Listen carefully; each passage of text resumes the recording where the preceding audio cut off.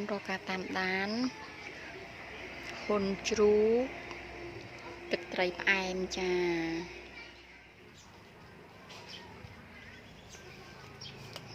យើងចាប់ពុះហ៊ុនយើងហើយឈាមគេលើសឲ្យចាហើយនេះអំបិល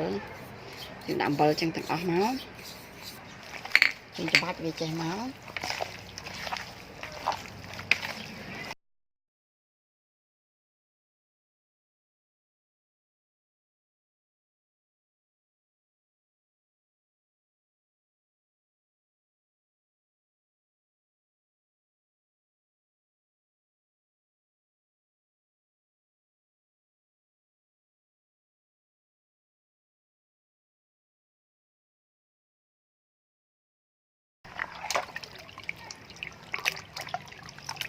ចាហើយយើងឃើញស្អាតហើយហ៊ុនយើងចាប៉ានេះអូខេបាត់ហើយចានេះស្អាត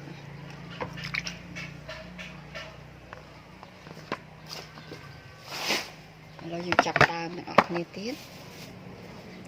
យើងចាប់ដាក់អំបិលយើងលួចបន្តិចមកចានេះប៊ីចេង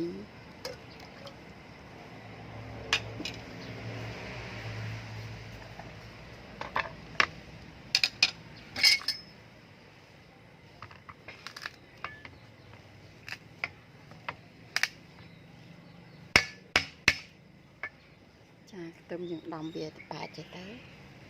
ប៉ុណ្ណឹងរងចាំទឹកពុះចាំយើងដាក់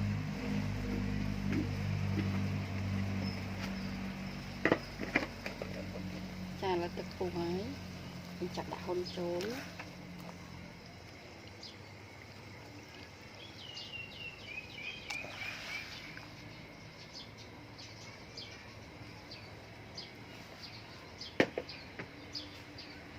ចាយើងចាំមកឆ្អិនចាអូខេចានេះឆ្អិនហើយឥឡូវនេះយើងចាប់ស្រង់យកមកកាត់ដាក់ចានចាឥឡូវយើងចាប់ដើមធ្វើទឹកត្រីជាដំបូងយើងដាក់ទឹកមកកូនចានចឹងទៅប៉ាន់តែល្មមមកគ្រប់គ្រាន់ជាមួយនឹងហ៊ុនរបស់យើងបន្ទាប់ពីដាក់ទឹកហើយ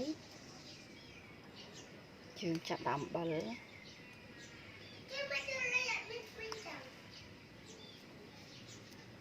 ចាអំបិលប្រហែលប៉ុណ្នេះមក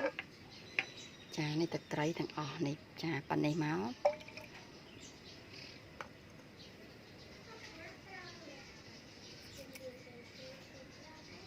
ប៊ីចេង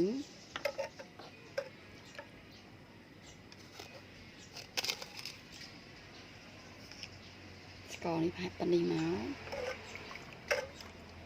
ចានេះស្ករត្នោតចាវាមកដុំល្មមទេខ្ញុំដាក់ទឹកជាមួយនឹងទឹកដៅវារោស្ករសខ្ញុំពិបាកពីព្រោះនៅនេះវាអត់សូវសម្បូរគ្រឿងដូចយើងនៅទីក្រុងពួកខ្ញុំនៅជាក្រុងចាហើយយើងភ្លក់ថាល្មមនឹង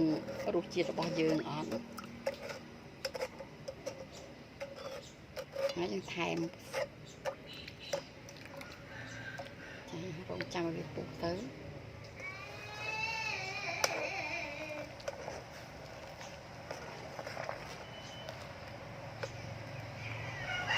ហើយយើងរងចាំទុកវាត្រជាក់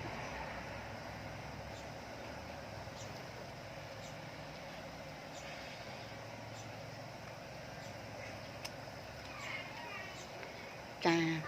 រសជាតិវាប៉ុណ្ណឹងល្មមនឹងចិត្តខ្ញុំចង់បានហើយឥឡូវវាពុះប៉ុណ្ណឹងអូខេហើយយើងអាចលើកវាហើយយកចាក់ទុកវាត្រជាក់ចា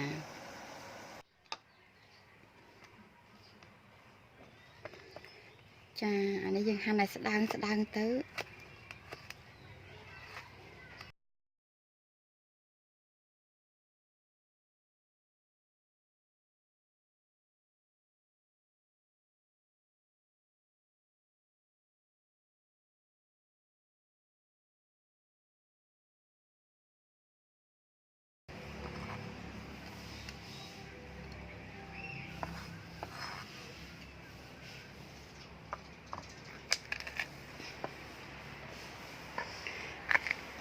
tươm xó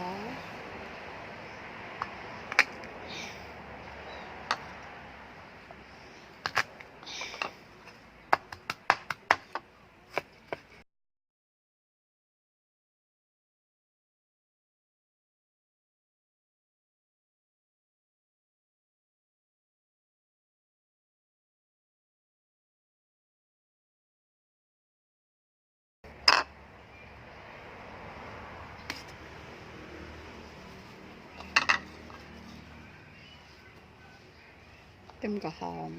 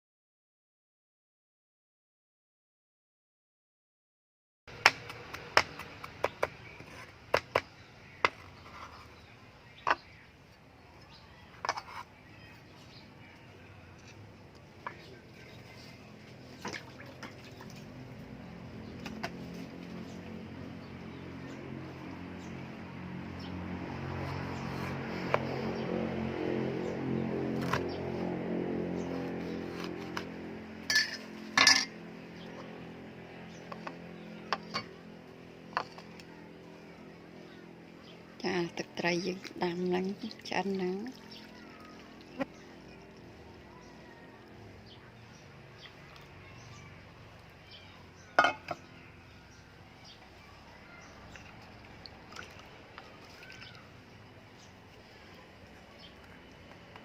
តបមកយើងដាក់សណ្តែកដីតាមចិត្តចង់របស់យើងដាក់ចាបាច់ក្រូចឆ្មា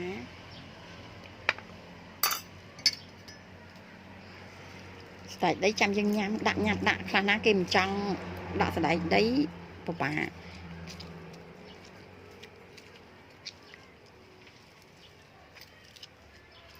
យើងទុកឲ្យត្រជាក់សិនណាទឹកត្រីហ្នឹងចាំយើងយកមកលាយ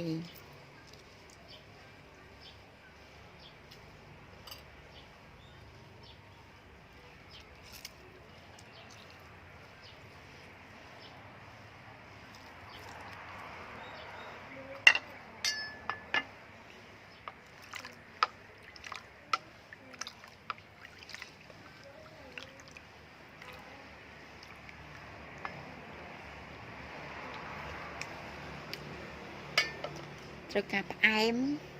ហើយនឹងជូរប្រៃតិច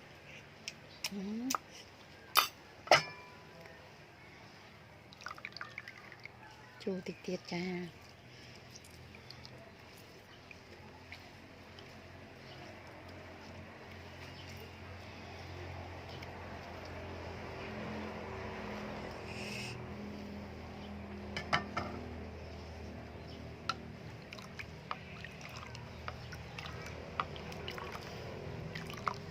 រៀងឲ្យមុតបន្តិចនេះมันបានវាតបហើយមករៀងរសជាតិឆ្ងាញ់ចាអូខេនេះហើយម្ទេសក៏ដោយយើងហាន់ទុកទៅខ្លាចគេចង់ដាក់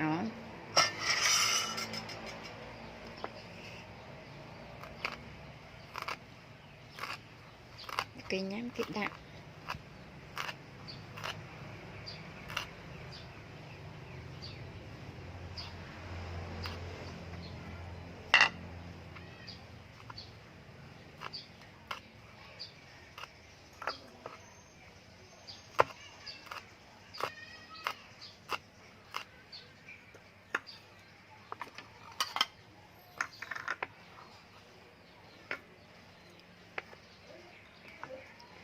ចាឥឡូវទឹកត្រីយើងនេះធ្វើហើយ